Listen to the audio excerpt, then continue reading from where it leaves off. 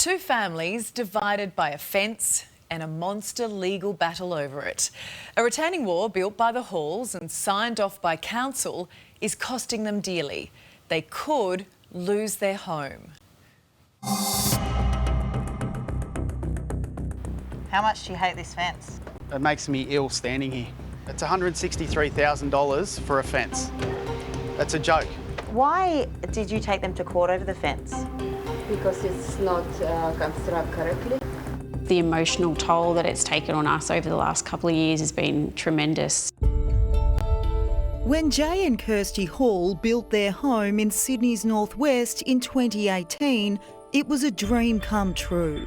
We've worked really hard to get to this point, and we love this house. It's beautiful and it's something we built together.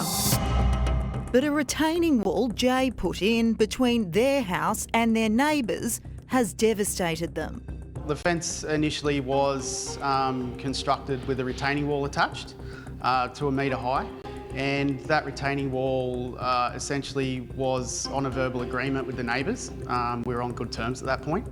But their neighbours, Larissa and Yuri Flyak, claim they never agreed, and in 2020 got proof the Halls breached their boundary. The neighbours got a survey done on that wall and went back to our DA conditions, which said that the retaining wall needed to be wholly within our property. Jay says Hills Shire Council retracted the final occupation certificate and ordered him to move the dividing fence 7 centimetres onto his property, which he thought he did despite costs and challenges. The initial cost was about $15,000. Now the second cost, because the neighbours, the Flyak family, wouldn't give us access to the property whilst we were working with the council, it cost a little bit more, probably in the space of $20,000, because it all had to be hand dug with no machine access. In a letter sent to the family in August 2021, Hills Shire Council said all work had been completed and there were no further works required, and thanked them for their cooperation in resolving this difficult situation. We thought once the council had come out that very last time and had signed everything off, I had this relief and thought, okay, it's finally over and we don't have to ever worry about this again. But the Flyaks weren't going to let it fly, so they took the Halls to the Land and Environment Court.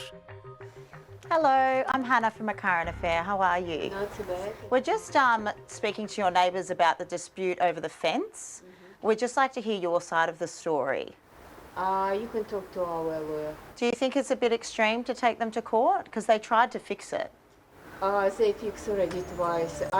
Just talk to our lawyer. A letter from their lawyers said, "This dispute has been formally resolved in our client's favour by a judgment handed down on May 2, 2023. The court made orders requiring Mr and Mrs Hall to remove the timber sleeper retaining wall and timber dividing fence and to replace it with a structurally sound timber sleeper retaining wall and dividing fence and install adequate drainage measures. The court also made orders requiring Mr and Mrs Hall to pay the costs of the proceedings. In an open letter sent to the Halls, the initial cost proposal was $163,424.68. It's a fence. Like $163,000 for a fence is ridiculous. It doesn't make sense to me. Council's at fault, 100%.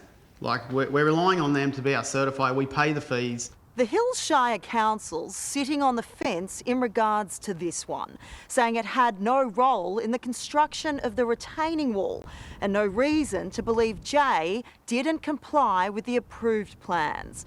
But despite that, it's offered the family a payment of just $10,000 to help with the cost of rebuilding the fence again. Like, who do you trust? Who can we trust? You can't trust your own council, to give you guidance on what you need to do. What would you say to council? Why? Why? Where are you? Help. Where's our support? Like, why are we in this position? How would you describe the impact this has had on your family? We essentially have to sell our house to pay for those court fees. And that's really the devastating part, because we built this house for ourselves. You know, Jay built the house, I designed it. This was our family home. We were planning on staying here, and now we have no choice but to move. That's a pretty tough price to pay, isn't it?